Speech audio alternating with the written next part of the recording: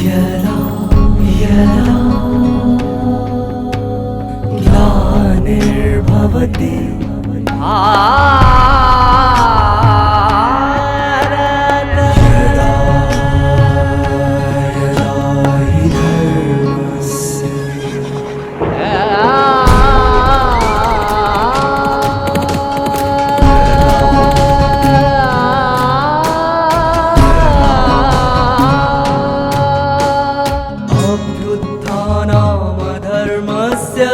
तदात्मानां सृजाम्यहं परित्राणाय साधूनां विनाशाय च दुष्कृतां विनाशाय धर्म संस्थापनार्थाय संभवामि युगे युगे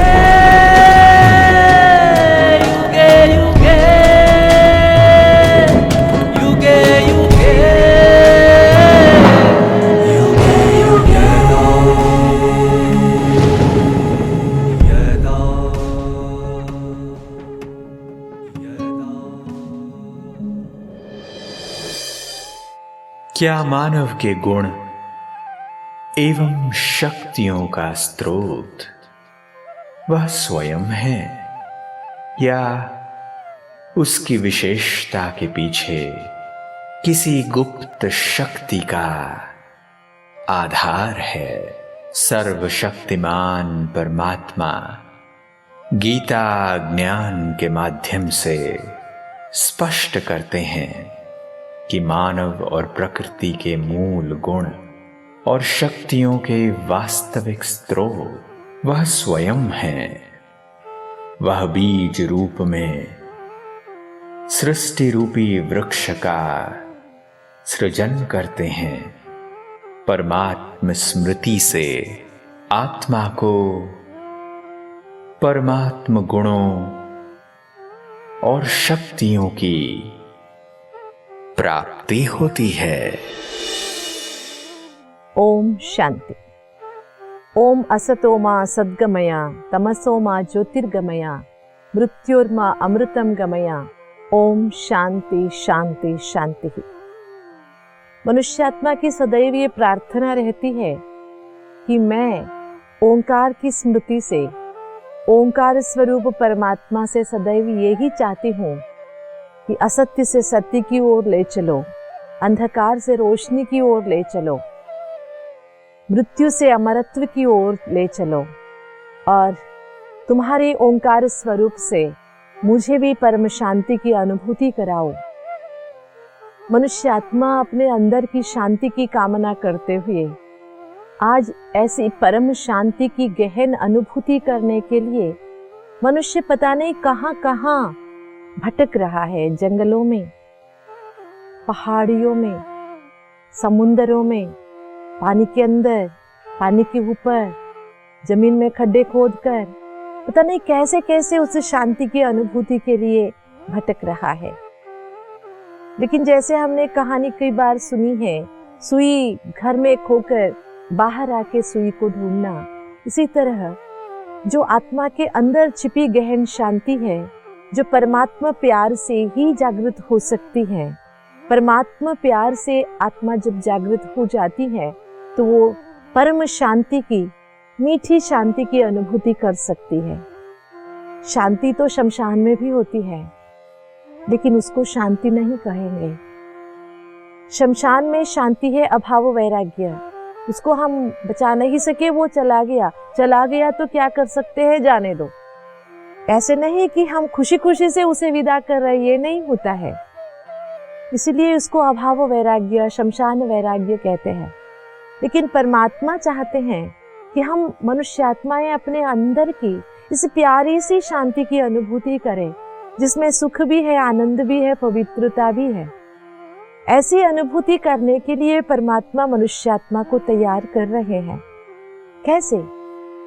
ज्ञान सिंचन से, ज्ञान की छोटी छोटी छींटे डालकर मनुष्यात्मा के अंदर छिपी हुई इस ज्ञान की शक्ति को प्रगाढ़ता से बाहर निकालने का जो काम परमात्मा कर रहे हैं, इसी को तो बहुत सुंदर रूप से परमात्मा पालना कहते हैं। इस परमात्मा पालना को जब तक हम अनुभव नहीं करेंगे तो हम परमात्मा शक्ति की महसूसता से वंचित ही रह जाएंगे। एक छोटी सी घटना याद आती है। एक थी छोटी सी बालिका जिसका नाम मानसी था। वो अपने माँ के साथ मंदिर गई हुई थी। मंदिर में बहुत भीड़ था। अंदर अकेले पंडित जी खड़े थे, बहुत जगह था। यहाँ भीड़ में लोग एक दूसरे को धक्का मुक्की कर रहे थे, झुक झुक के देख रहे थे भगवान की मूर्ति को। तो मानसी के मन में एक प्रश्न आया। उसने माँ से पूछा, माँ क्या मैं अंदर जाके भगवान की मूर्ति को हाथ नहीं लगा सकती हूँ? यहाँ से ही क्यों झांक के देखना पड़ता है? पंडित जी हाथ लगा सकते हैं तो मैं क्यों नहीं लगा सकती हूँ? तो माँ ने कहा कि ऐसी प्रश्न, ऐसी बातें यहाँ नहीं करते बेटा, वहाँ प्रसाद दे रहे हैं, आओ प्रसाद लेते हैं और वहाँ बैठ के बातें करते हैं। बाद में माँ ने उस बच्ची को समझाया कि देखो, जो काम जिसको आता है उसी को करना चाहिए। हर कोई सब काम नहीं कर सकता है। जैसे सामने दिखाई दे रहा है, वहां करंट का ट्रांसफार्मर लगा हुआ है, 2 लोग वहां चढ़े हुए हैं। वो लोग ट्रांसफार्मर खोल के उसका कुछ रिपेयरिंग कर रहे हैं। क्या तुम मैं वहां जाके उसको हाथ लगा सकते हैं? तो मानसी ने कहा, नहीं नहीं माँ, हम नहीं लगा सकते, क्योंकि करंट लगेगी अगर हम हाथ लगाएंगे तो वो भी तो हमारे जैसे मनुष्य है, वो क्यों हाथ लगा रहे हैं? तो मानसी ने बहुत अच्छी तरह से जवाब दिया, माँ उन्होंने ना ट्रेनिंग ले रखा है, कैसे हाथ लगाना है कैसे नहीं, इसीलिए उनको हाथ लगाने से शौक नहीं लगता है। तो माँ ने भी मानसी को यही बात समझाई, बेटा अब समझ गए क्यों हम भगवान को हाथ लगाने के लिए हमें भी कुछ तैयारी करनी पड़ती है। इस मूर्ति के हाथ लगाने की बात तो छोड़ो, जब हम अंदर तैयार हो जाएंगे कि भगवान हमारे पास ही आ जाएंगे और हमें भगवान को ढूंढने के लिए जाना नहीं पड़ेगा, झांकना नहीं पड़ेगा। अभी तक हम तैयार नहीं हुए हैं ना, इसलिए हमें भगवान को देखने के लिए भगवान की मूर्ति देखना पड़ता है, मूर्ति के द्वारा भगवान का विजुअलाइजेशन करना पड़ता है। बेटा इसके लिए भी ट्रेनिंग की जरूरी है। जी हाँ, भगवद गीता एक तरह की ट्रेनिंग है। जैसे मानसी को उसके माँ ने समझाया कि हर चीज के लिए एक ट्रेनिंग देना पड़ता है, एक्सपर्टी बनने के लिए ट्रेनिंग लेना पड़ता है, ऐसे हम मनुष्य आत्माएं भी भगवान को जानने के लिए, भगवान का अनुभव करने के लिए, उनका दर्शन स्पर्शन अनुभव करने के लिए, उनकी वाणी समझने के लिए भी हमें अपने आप को तैयार करना पड़ेगा। इसलिए किसी ने खूब कहा है, training is like a raining which brings greenery in everybody's life, otherwise it is like a straining, है ना। ट्रेनिंग ऐसा होता है, इट इज रेनिंग, जैसे वर्षधारा बहती है, वर्षधारा बहने से सूखी जमीन में भी हरियाली आ जाती है। अगर ऐसी हरियाली नहीं आई, माना मनुष्य के मन को ऐसी कोई ट्रेनिंग मिले और उनके मन खिल ना उठे, तो वो ट्रेनिंग नहीं है, यूं ही मनुष्य आत्मा अपने आप को थकाता है। बस हमने यही तो किया, सदियों से अपने आप को बहुत थकाया, लेकिन उससे हमें परमात्मा प्राप्ति नहीं हुई, क्योंकि यथार्थ रूप से हमें ट्रेनिंग नहीं मिली। इसलिए भगवान ने बहुत सुंदर तरह से ये बातें हमें समझाई। पुरुषः स परः पार्थ भक्त्या लभ्यस्त्वनन्यया यस्थान्त्यः स्थानि भूतानि येन सर्वमिदं ततम्।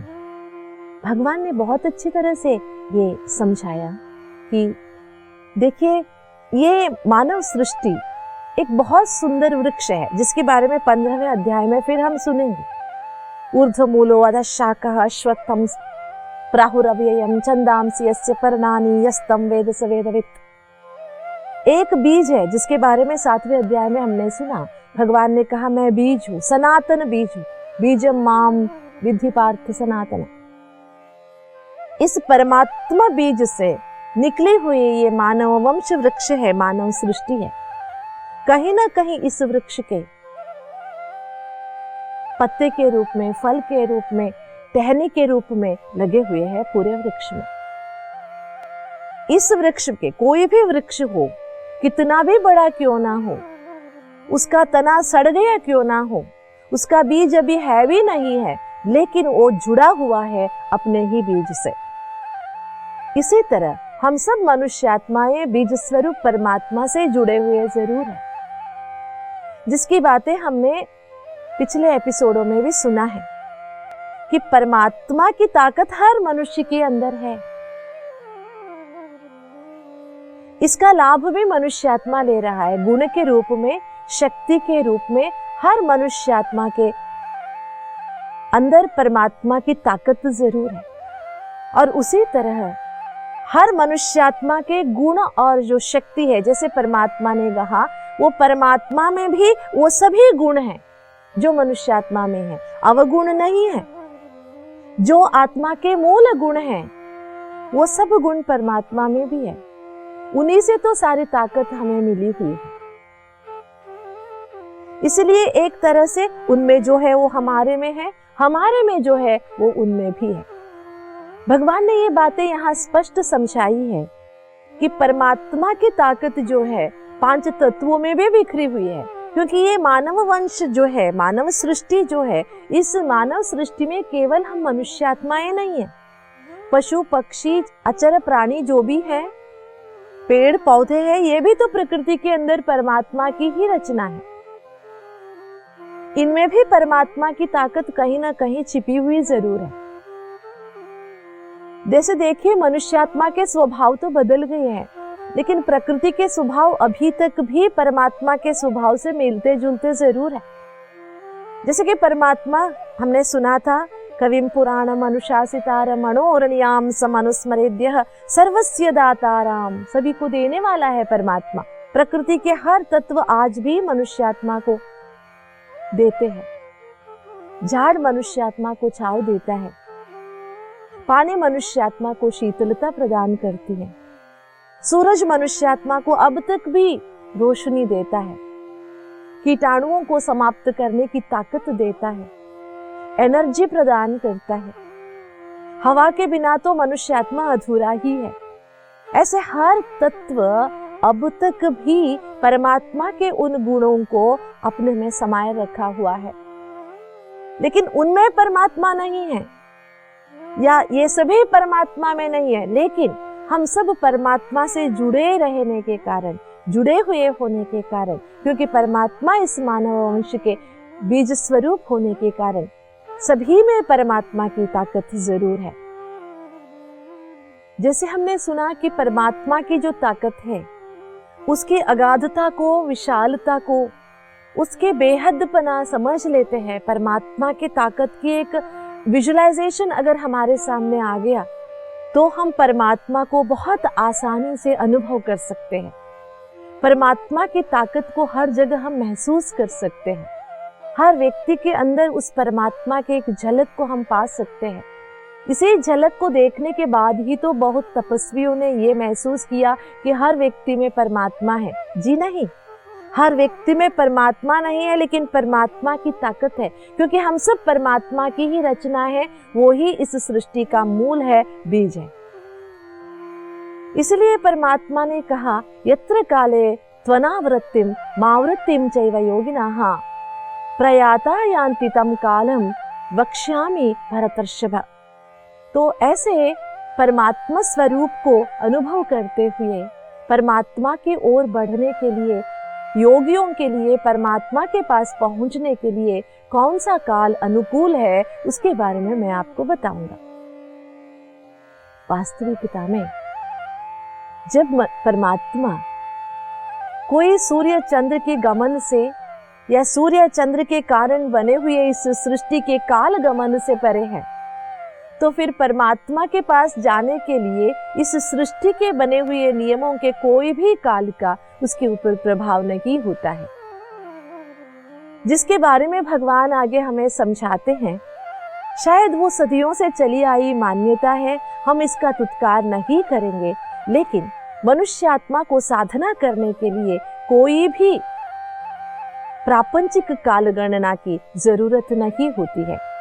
आगे चलकर भगवान उत्तरायण और दक्षिणायन काल के बारे में बताते हैं, जिसके लिए कहते हैं दैव गमन और पितृ गमन, ऐसे भी मान्यता है। अग्नि ज्योतिरः शुक्लः पुण्यात्मा उत्तरायणम तत्र प्रयाता गच्छन्ति ब्रह्म ब्रह्म विदो जनाः। ये क्या कह रहे हैं कि अग्नि, ज्योति और शुक्ल पक्ष में जिस पुण्यात्मा उत्तरायण काल में परमात्मा की ओर प्रस्थान करता है, ऐसे ब्रह्म को जानने वाला ब्रह्मविद परमात्मा के उच्चतम स्थान को पा लेता है, ब्रह्म गति को पा लेता है। इसको उत्तरायण काल मानते हैं, है ना। जो हमारे 12 मास है उनमें से 6 मास उत्तरायण, 6 मास दक्षिणायन मानते हैं। जब उत्तर दिशा की ओर सूर्य का गमन होता है तो उत्तरायण है, जब दक्षिण दिशा की ओर सूर्य का गमन होता है तो उसको दक्षिणायन मानते हैं। और आगे चलकर भगवान ये बातें हमें समझाते हैं। धूमो रात्रिस्तथा कृष्ण पुण्यात्मा दक्षिणायनम तत्र चंद्रमासम ज्योतिर्योगी प्राप्य निवर्तते। जो योगी धूम्र, धुआं, रात्रि तथा कृष्ण पक्ष में दक्षिणायन में परमात्मा की ओर गमन करते हैं या चलते हैं, ऐसे योगी चंद्रमा तक पहुंच जाते हैं या चंद्रमा की ज्योति तक पहुंच जाते हैं और वापस लौटते हैं। यहाँ पर जो मान्यता है, उत्तरायण काल को दैव गमन कहते हैं और दक्षिणायन काल को पितृगमन कहते हैं। इसका ये कोई मतलब नहीं है कि उत्तरायण काल ही श्रेष्ठ है, दक्षिणायन कम है, ऐसे नहीं है। लेकिन ये जो मान्यता है, शास्त्रों में भी ये मान्यता थी, महाभारत काल के पहले भी शायद ये मान्यता थी। इसीलिए लिखते हैं महाभारत में, भीष्म पितामह ने उत्तरायण काल की निरीक्षा करते हुए उत्तरायण के बाद उन्होंने अपना पार्थिव शरीर छोड़ दिया। लेकिन अभी तक हमें तो कहीं नजर नहीं आती है कि उत्तरायण काल में जिन्होंने शरीर छोड़ा होगा, हजारों ने, करोड़ों ने शरीर छोड़ा होगा, अगर उन सब ने ब्रह्मा पद को पा लिया होता तो आज दुनिया में इतनी जनसंख्या होती नहीं। ये भारतीय संस्कृति में चले आने वाली उत्तरायण और दक्षिणायन काल के विरोध भी नहीं करते। जिसकी मान्यता है वो जाने। लेकिन आत्मा को शरीर छोड़ने के लिए, अपने कर्म बंधन से मुक्त होने के लिए या तो खुद को साधना करना पड़ेगा, या तो कर्म इतना कठिन हो जो दूसरा कर्म उसे बुलाता हो, दूसरे का ऋण इतना खींचता हो, इस शरीर को छोड़ के जाना ही पड़ता है ना। इसलिए मनुष्य आत्मा को चाहिए, हम तो यही मानते हैं कि जब मनुष्य आत्मा अपने अंदर के ज्योति को पहचान लेता है, अपने अंदर शुक्ल पक्ष माना अपने अंदर चांदनी सी रोशनी को बिखेर लेता है और परमात्मा की तरफ अपना चेहरा कर लेता है, तो वो परब्रह्म परमात्मा के पास पहुंच जाता है और उसके परब्रह्म परमात्मा के निवास स्थान परम धाम भी उनके साथ चल पड़ता है। तो जब परमात्मा इस धरा पर अवतरित होते हैं तो सबको तो परमात्मा के साथ परम धाम गमन करना ही होता है। इसलिए हमारे अंदर ऐसी एक मान्यता होनी चाहिए, मनुष्य आत्मा कोई उत्तरायण दक्षिणायन की इंतजार ना करे, लेकिन हम अपने जीवन काल में एक बहुत सुंदर परमात्मा की ओर जाने की तैयारी तो जरूर करें। हमारे हर कदम पिछले कर्मों से छूटते नजर आए और अगले परमात्मा की तरफ बढ़ते नजर आए। कोई भी जंजीरों से हम बंधे ना रहे, वह लोहे की हो या सोने की, सब जंजीरों के बंधन से मुक्त होकर संपूर्ण आत्मा की स्वतंत्रता की महसूसता करते हुए हमारे अंदर बसती हुई परमात्मा शक्ति को अनुभव करते हुए, आसपास की प्रकृति की परमात्मा शक्ति को अनुभव करते हुए, जिसके लिए कहते हैं जिसकी रचना इतनी सुंदर वो कितना सुंदर होगा, ऐसे सत्यम शिवम सुंदरम परमात्मा को पहचानते हुए, दिल को साफ रखते हुए, सच्चे दिल रखते हुए, सच्चे साहेब परमात्मा की ओर कदम बढ़ाने में कोई उत्तरायण दक्षिणायन काल की इंतजार ना करे। जिस दिन जागे उसी दिन सवेरा, है ना। जब हम आत्मा शरीर के भाव से मुक्त होकर आत्मा भाव की पहचान महसूस करते हैं, परमात्मा प्राप्ति की अनोखा अनुभव करते हैं, उसी दिन हमारे लिए शुक्ल पक्ष भी है, उत्तरायण भी है। उसी दिन हमारे लिए परमात्मा की ओर आगे बढ़ने का सुंदर दिन है। तो चलिए हमारे अंदर की इस ताकत को हम बढ़ाएंगे। हम अपने को उत्तरोत्तर अभिवृद्धि पाने के लिए, उत्तरोत्तर प्रगति पाने के लिए तैयार करेंगे। परमात्मा की ओर संकल्पों को चलाएंगे, कदमों को बढ़ाएंगे, वाचा से परमात्मा के गुणगान करेंगे। सुनने में कितना आसान लग रहा है ना, इतना आसान नहीं होगा जब करने में हम कटिबद्ध होंगे। थोड़ी सी मुश्किलातें आएगी जरूर, जिसके लिए भगवान ने द्वंद्व माया कहा, द्वंद्व मोह कहा, मोह माया कहा। हमारे ही अंदर छिपे हुए कई जन्मों के संस्कार हमारे आड़े जरूर आएंगे, लेकिन उन सब विकारों के बंधन से मुक्त होकर हमें आगे बढ़ने का यही समय है। भगवान ने कहा ना, परमात्मा के नजदीक आने के लिए योगियों का समय बताऊंगा। इस सृष्टि नाटक के अंदर यही वो संक्रमण काल है जबकि परमात्मा इस धरा पर अवतरित हो चुके हैं। तो अब देरी ना करें, अब नहीं तो कभी नहीं भाइयों और बहनों। इसलिए हम सभी परमात्मा के बच्चे अपने अंदर परमात्मा के इन अमूल्य ताकत को, अनमोल शक्ति को पहचान कर परमात्मा के स्मृति से अपने जीवन को सफल बनाएंगे। ओम शांति। श्रीमद् भगवद गीता परमात्मा द्वारा दिया गया ऐसा अनमोल खजाना है जिसका एक एक ज्ञान रत्न मनुष्य जीवन को सुखद एवं संपन्न बना देता है। दोस्तों, सभी मनुष्य अपने कार्य में स्वयं के लिए कुछ लक्ष्य निर्धारित करते हैं और सफलता की चाहना भी रखते हैं, परंतु मंजिल को पाने की राह में मन अक्सर अपने साथी एवं सहयोगियों से ईर्ष्या द्वेष करने लगता है। परमात्मा सफलता पाने की एक उत्तम विधि बताते हैं कि लक्ष्य की प्राप्ति के लिए दूसरों से अपनी तुलना छोड़कर पूरी आत्मविश्वास और कड़ी मेहनत से आगे बढ़ना चाहिए। परंतु आगे बढ़ने की तीव्र इच्छा में अपने आदर्शों और मूल्यों को कभी छोड़ना नहीं है। हमारे द्वारा किए गए पुण्य कर्म हमें श्रेष्ठ राह पर चलने के लिए दृढ़ बनाते हैं। परमात्मा भी हमें दृढ़ता पूर्वक उन्हें याद करने की विधि सिखाते हैं, क्योंकि स्वयं को आत्मा निश्चय कर परमात्मा को याद करना ही राजयोग है और इसी से आत्मा पावन बनती है। तो आइए परमात्मा द्वारा बताए गए राजयोग को दृढ़ता पूर्वक अपनी जीवन में अपनाएं और मन के सभी द्वंद्व एवं कमजोरियों से मुक्ति पाकर स्वयं को पावन बना लें। ओम शांति।